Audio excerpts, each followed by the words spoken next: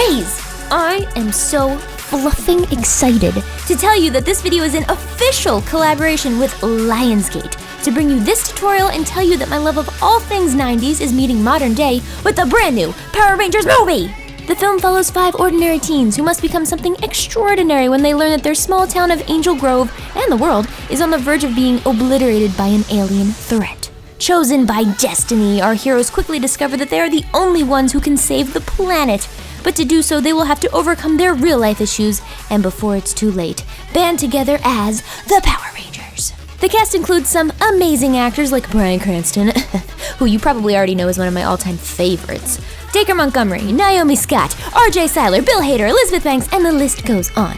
Speaking of the lovely Elizabeth Banks, let me tell you who she's playing and who this tutorial is all about. The villain of the film, Rita Repulsa. Much like the contrast here on Glam&Gore, Rita Repulsa is an unusual villain because she is both comical and terrifying, making her dangerous in the most unpredictable of ways. So naturally, I think Rita's pretty badass. Not to mention, she is really freaking cool looking in this movie, so without further ado, let's talk about how you can recreate her look. By far, one of the coolest elements of Rita is her costume. So first, I have to mention where this amazing cosplay came from, because I certainly did not do it. It was done by none other than Alexa Paletti, the cutest YouTuber in the universe. She killed this look because she is so unbelievably talented. But wait, there's more. She actually put a tutorial on her channel detailing how she made this costume, so you should definitely go check it out. As for the face, we'll want to start with the glam portion of Rita's makeup.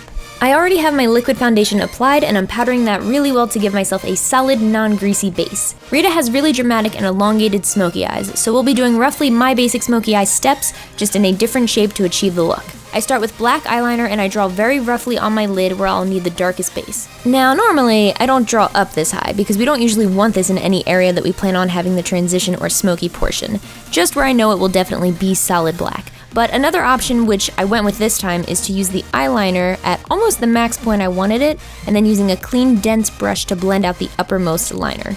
It'll be messy at this point, but it still helps. The shape is a little cat-like and pointed in the inner corner and has sort of a second line right in the innermost part of the crease from what I can tell. Following reference pictures of Rita, I keep using the black liner for my base until I'm happy with the shape, and then I pat a matte black eyeshadow on top of the eyeliner base. The eyeliner base really holds the black shadow and makes it less likely that your eyelids will get greasy and start rubbing off the black. I very lightly start blending out the black at the top of the shape, but not over a large distance because her transition is actually pretty tight.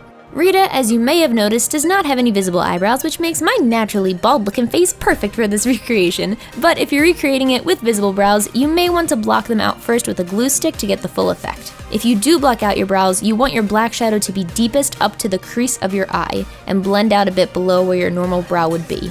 If you leave your brows visible, you might want to move all of that down a little so that it doesn't blend together with the eyebrows. Rita has a very open under the lash look.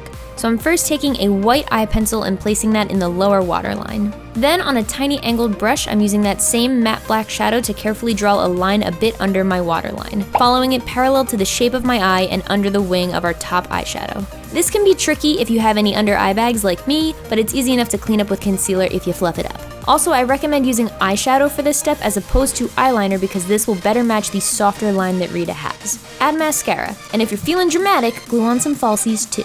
For the lips, I'm gently lining mine with a lip liner that is a little pink and just a few shades darker than my skin tone. You can color in the rest of the lips with this a little bit or put a clear chapstick on top and rub it in, but you don't really want a made-up lipstick type look for this. Rita's lips just mostly resemble a natural flushed pink.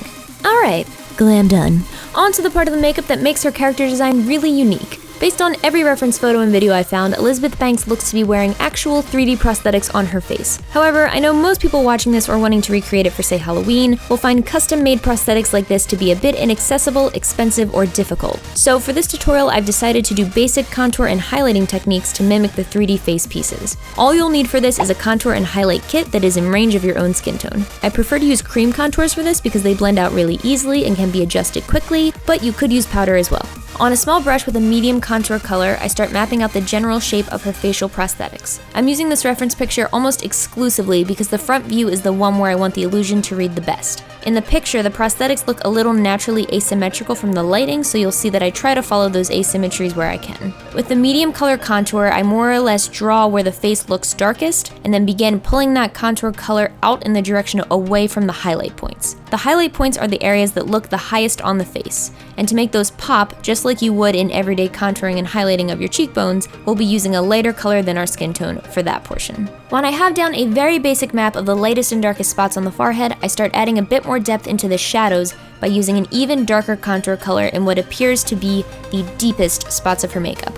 For example, the prosthetics look like they come out to a point most at the arch of her eyebrow prosthetics. Thus, right under that arch should be darker than the more shallow parts of that underhang out towards the edges. You feel me? Hopefully you feel me. Continue blending by dragging out the colors as you go. There will be times that you also want to drag out the highlight color as well, such as when they shift from a higher point to a lower point in a more gradual manner.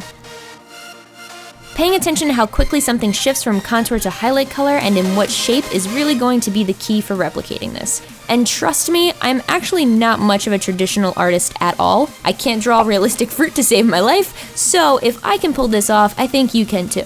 Again, following the reference pictures as much as possible, I noticed that Elizabeth Banks' cheekbones were looking super chiseled. Now, I don't think she necessarily has her cheeks highly contoured, but I want to emphasize it for this look because I think it adds to the overall badass factor. So I'm drawing very sharp contour lines down the side of my face, starting higher than my natural cheekbones and going roughly to the corner of my mouth. Blend that down so it creates a pretty intense sort of shelf that cuts the face in half. She has a few more raised prosthetics on her face besides the focal forehead pieces. She has one raised cheek piece on each side and what appears to be 3 raised slits on her chin. Look at reference pictures of the side of her face to match the shape of her cheek pieces, but they're kind of like sideways teardrops or those shapes that you see in paisley patterns, with like a little donut hole in the center. Donuts. Anyway, repeat the same contouring and highlighting techniques on those cheeks and chin pieces. I went back in later to add my highlight color to the tops of my cheek contour for an extra pop. Then we get to work on the gold accents. Rita Repulsa has little gold accent pieces all over her head. I have some already in my wig, and in the real costume they are also 3D pieces, but again, for the sake of keeping this most recreatable, we can paint these right on. I'm using a gold water activated paint, but you can use gold eyeliner, gold grease paint, heck, you could even use gold eyeshadow with a wet liner brush, and that would work. Use what you got. And following the reference pictures to the best of what I can see, I'm using the gold to lay down the same basic shapes and placement. She has a bunch on her forehead and down the sides of her face, connecting across her cheeks. Then to dress them up a little, I'm putting white paint accents at higher points of the gold, kind of like where they'd have that light reflection if a light were shining on them. I wasn't fully consistent with the direction of the light for this, but even just a few random white accents helps a lot to bring the gold pieces out. Then on the flip side, I used more of my really dark contour color to add some dark accents and shading to the gold pieces too, mostly placing the dark on opposite sides of where the white accents are. Face done. Zooming back out to the rest of the bod. Rita is not a pristine villain. She's clearly kicking up the dirt during her takeover of the world. So to quickly dirty ourselves up in between the epic costume pieces, I'm using light washes of black water activated paints on a ripped up sea sponge in a dabbing motion. You can easily do this with black or gray eyeshadow with your fingers as well. Then I add on my final accessories like my wig and rope necklace, and bam! Ready for stylish world domination. That is, unless you're a Power Ranger and you think you can stop me. I hope you find this tutorial easy to follow, but if for any reason you need a little extra help with something, please leave your questions down below and I will try my best to answer any that I see. Thank you so much to Lionsgate for working with me on this tutorial. The new Power Rangers movie comes out March 24th. Tell me in the comments how you like it after you go see it. When I was Fetus Mikey, the pink Power Ranger Kimberly was my girl. But now that I'm older and wiser, I do believe I'm partial to the more sinister green side. Oh yeah. These are great for scratching inside your ear. You lied to me. Sorry. I told you so I was gonna be serious. I'm not being serious.